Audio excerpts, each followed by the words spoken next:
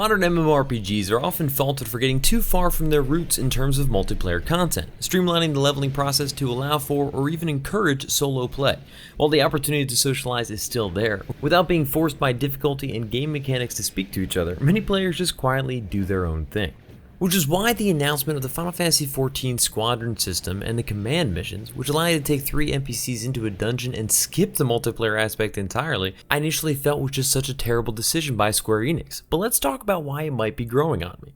So hey guys, it's Hunt for Games, bringing you, as always, a healthy mix of videos on new releases and MMOs, and nostalgia trips for the classics that made us fall in love with games in the first place. So let's get right into it with a little background on the update. Squadrons were released at some point, allowing you to command NPC soldiers in your Grand Company, deploying them on special missions to, I quote, reap rich rewards upon their successful return.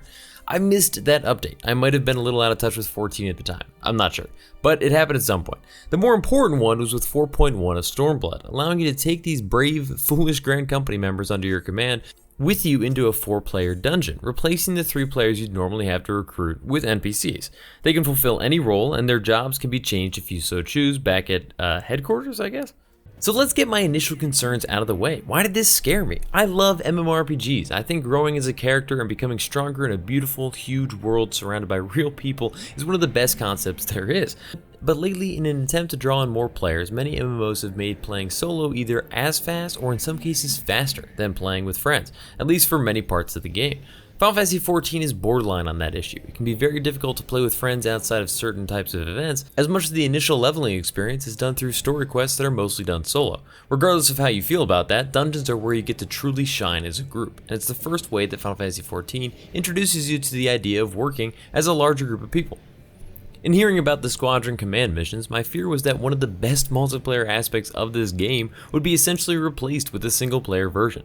Because let's face it, when it comes down to you wanting to level get that gear, when something is easier and faster to do by yourself, most players tend to do that. Everyone's got limited time to play, with real life, other games, amazing videos by Huntin for Games all competing for your time. Playing with other people is fun, but sometimes you just want to hammer it out and get to the next level. If you've got the option of waiting for a group or trying to set one up yourself, or immediately playing, and that second option is legitimately faster, it just makes sense to go the second route. And if you're a new player and this is the first thing you ever encounter, already nervous about learning a new game and embarrassing yourself in front of experienced players? Yeah, see, let's just go solo. But luckily, after spending some time with it, I think I'm wrong about those fears. So let's get down to why. First of all, it's not faster. Yes, it's immediate. You are immediately in a group in a dungeon. But since they fixed the bugs where archers were rapid-fire maniacs from hell, it's just generally on par, I'd say, with a decent party.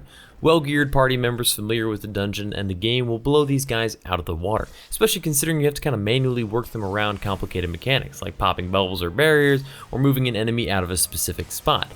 They don't exactly seem to hide from AoE damage, but at least they do position themselves well in just general party positioning. It seems to be on par with what you'd hope. Average speed, but you'd still prefer a real party member. On top of that, these NPCs are just normal Final Fantasy XIV jobs. They don't have any insane or unique abilities that I know of yet. Coming from the Final Fantasy XI trust system, I wasn't sure that would be the case. Many trusts are supremely overpowered for various tasks, or at certain level ranges, and to be honest, just beat out a standard party member. Luckily though, that is not the case here. They're just thaumaturges, conjurers, gladiators, which is a huge relief, and I'm actually curious if they ever move up to their job tiers, which I kind of expect that they don't. Moving on to one of my other concerns, the new player syndrome. Would players just starting the game prefer this system over the possible social ridicule of making, gasp, new player mistakes in a real party? Well, good news. Tough luck, suckers, you can't.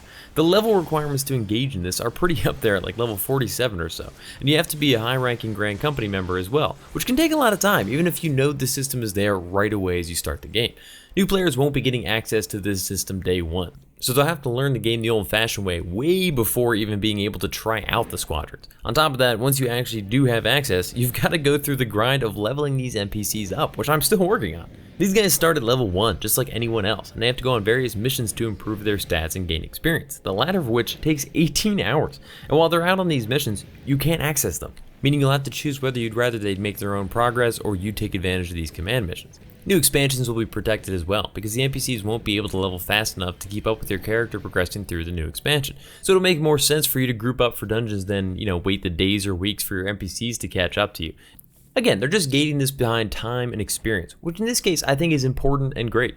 So my fears are comforted, and now that I'm looking into the system and experiencing it, I'm actually super excited. First of all, it's full of Final Fantasy XIV charm, with these NPCs actually hanging out in your Grand Company barracks, doing squats and reading up on battle tactics, or meditating on how to win my approval or something. I'm not really sure.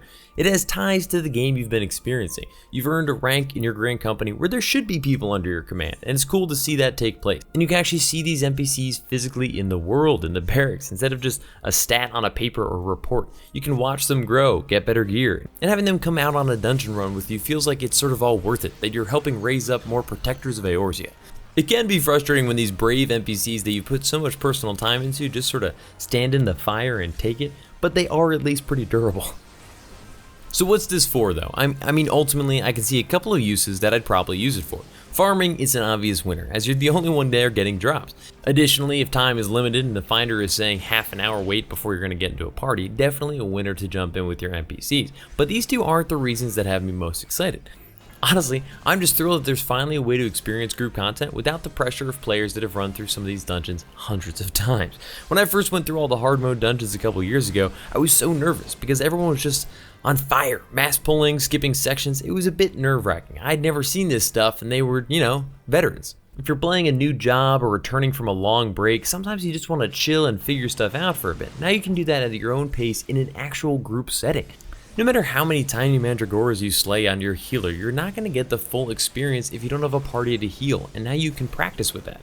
While in Final Fantasy XI you could have a few fights to sort of get rolling again in a fresh party, by the time you're hit with the real stuff in a dungeon in Final Fantasy XIV, it's way too late. That's the boss. You just ruined the dungeon run. 3 random strangers are totally sighing in frustration somewhere on this planet.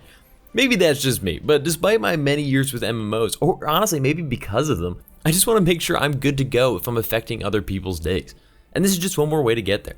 I'm still pretty new to the squadron system. They're only like level 36 or so, and it took me a while to even get them there.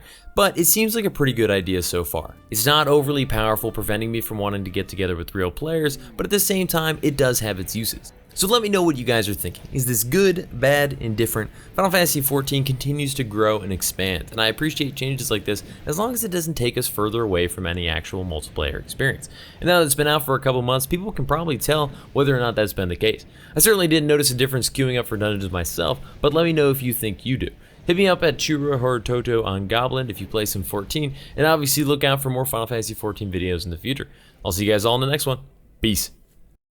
As always, guys, thanks for watching. If you haven't already, you should totally think about subscribing. I've got videos coming out twice a week, and if you like this one, there's at least a chance you'll like some of the others that are very similar to this, so live dangerously. Let me know what you guys thought about the video in the comments and other videos you'd like to see. And finally, follow me on Twitter, Instagram, and Huntin for Games to keep up with all the latest stuff. See ya.